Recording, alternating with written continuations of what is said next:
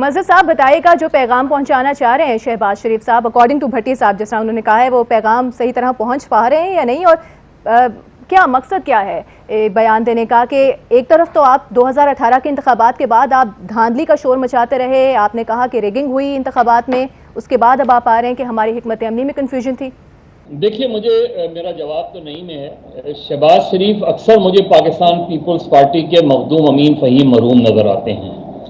उनको अगर आप उनकी पर्सनैलिटी को देखें और उनके साथ क्या क्या चीज़ें हुई, उन्हें भी ऑफर हुई वज़ारत उज़्मा की, और उनका दुख दर्द भी उस वक्त मैंने सुना था, एक दो मरतबा उनसे इंटरव्यू भी किया था और ऑफ द रिकॉर्ड भी गुफ्तगू रही। शहबाज शरीफ भी मुझे बिल्कुल एग्जैक्टली वही नज़र आते हैं। ये इन्होंने 2018 के हवाले से जो बात की है, ये दरअसल 2023 के हवाले से की है कि अगर 2023 से पहले हमने अपनी हिकमत अमली वही रखी जो हमने 2018 से पहले रखी थी, तो उसके नताइज भी ऐसे ही आ सकते हैं। ये इशारा वो गालिबन अपने भाई को भी दे रहे हैं, जाना चाहते थे, नहीं जाने दिया गया। तो यहाँ प्रॉब्लम ये हो रही है कि मज़ाहमत भी नहीं हो रही और मफाहमत भी नहीं हो रही। ना मज़ाहमत नज़र आती है, बयानात तक तो नज़र आती है, लेकिन मज़ाहमत की जो सियासत है उसके जो अंदाज हैं वो बड़े मुख्तलिफ होते हैं। मज़ाहमत के लिए आप या तो नेल्सन मंडेला बनते हैं या जुल्फ़िकार अली भुट्टो बनते हैं। तो मेरा ख्याल है ये दोनों सलाहियतें जो हैं, और दोनों मुझे नहीं नज़र आती इस पर। मफाहमत, देखिए मफाहमत क्या होती है, हमारे यहाँ मफाहमत नहीं होती। मफाहमत तो दूसरी पार्टी करती है। यानी जब आप मज़ाहमत करते हैं तो दूसरी पार्टी, और आपकी इतनी शो ऑफ स्ट्रेंथ आप करते हैं तो दूसरी पार्टी फिर मफाहमत के लिए तैयार होती है। यहाँ होता यह है कि आप मसलहत करना चाहते हैं, मसलहत पसंदी का शिकार हो जाते हैं, आप सरेंडर कर देते हैं। यहाँ होता यही रहा है।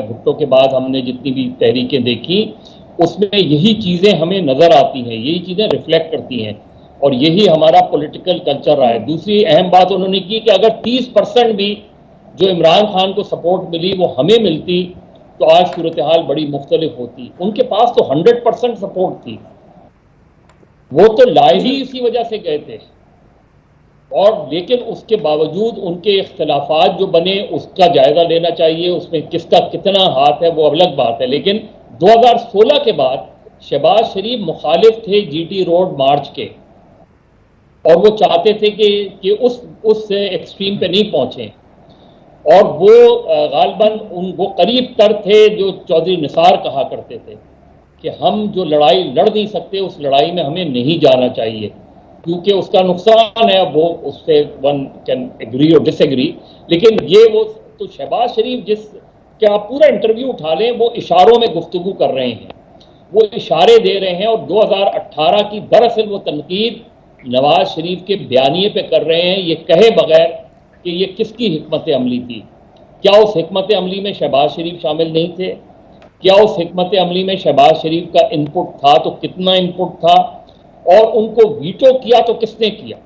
जाहिर है शहबाज शरीफ और नवाज शरीफ दो ही के पॉइंट ऑफ व्यू थे जो वहाँ, जिसने 2018 की इलेक्शन स्ट्रैटेजी बनाई, तो इसमें या तो वो उस स्ट्रैटेजी को क्रिटिसाइज कर रहे हैं और तो किसी चीज़ को नहीं कर रहे वो। तो मेरा ख्याल है इनका ये जो बयान है, इससे मुस्लिम लीग नून आगे क्या देख रही है, ये इस तरफ इशारा कर रहे हैं कि अगर हम इसी तरह चलते रहे तो 2023 के नताइज भी 2018 की तरह नहीं। मैडम स्पीकर, शहबाज शरीफ को एक गाना डेडिकेट करना चाहता हूँ। अच्छा, गाना वो आप डेडिकेट कीजिएगा। सवाल करना मुझे आपसे कि सुनने में ये भी आ रहा है, वो आप कर लीजिएगा। सुनने में ये भी आ रहा है कि आज़ाद कश्मीर के जो इंतखाबात हुए हैं उसके बाद अब मरियम नवाज साहिबा कुछ देर के लिए खामोशी इख्तियार करेंगी, तो क्या शहबाज शरीफ साहब का ये बयान उसी तनाजुर में है और आगे बयानिया किसका प्रिवेल करेगा? देखिए, ओवरऑल है उनका ये किसी आज़ाद कश्मीर के इलेक्शन के पर्सपेक्टिव में नहीं है। उनका ओवरऑल ये है कि अभी आप देखें ना, PDM के बारे में जब उनसे सवाल किया गया तो उन्होंने क्या कहा? उन्होंने कहा PDM क्या हुई, ये जवाब आप मुझसे ना लें। तो बेसिकली वो ये बताना चाह रहे हैं। इसी सवाल का जवाब मज़हर साहब भट्टी साहब से भी ले लेते हैं। भट्टी साहब कुछ कहना चाह रहे थे। मैडम स्पीकर, एक गाना है पंजाबी का, पुरानी फिल्मों में, पुराने दौर का गाना है, असां जान के मीट लई अख वे, झूठी मुठी दा पा लिया कख वे, साडे वाल तक सजना। ये जो साडे वाल तक सजना है ना मैडम स्पीकर, ये बड़ा इंपॉर्टेंट है। इस गाने का हासले ज़रब है, हासले वो जो क्या कहते हैं, एक पूरा वो मिसरा है, इसी पे ही शहबाज शरीफ साहब की सियासत है। दूसरी बात मैडम स्पीकर, बयानिया, मैंने कहा नजरिया या बयानिया सच्चे लोगों का होता है, डीले ढीले करने वालों का नहीं होता। एक हाथ गिरेबान और एक हाथ पांव पे रखने वाले, घुटनों पे रखने वालों का नहीं होता। ये इक्तदार परस्त मौका शनास लोग हैं, सारे अपने अपने रस्ते सारों के जो जुदा हैं, मंजिल एक है, इसलिए इनका कोई ना नजरिया है ना बयानिया है, कुछ भी नहीं है। जिससे जी चाहेंगे ये सुलह कर लेंगे और उसके साथ इत्तेहाद में चले जाएंगे, जिससे जी चाहेंगे लड़ पड़ेंगे। मकसद क्या होगा? इक्तदार। अच्छा, पहली अब ये क्या है कि ये मरियम नवाज साहबा का आपने पूछा, वो कोरोना में मुब्तला हैं, मेरी फैमिली भी कोरोना में रही है, अल्लाह उनको सेहत दे, तंदुरुस्ती दे, अल्लाह उनको अपने हिफ्ज़ अमान में रखे, वो जल्दी सेहत याब होकर मैदान में आएँ ताकि फिर बयानात दें और हम फिर उन पर तबसरे करें।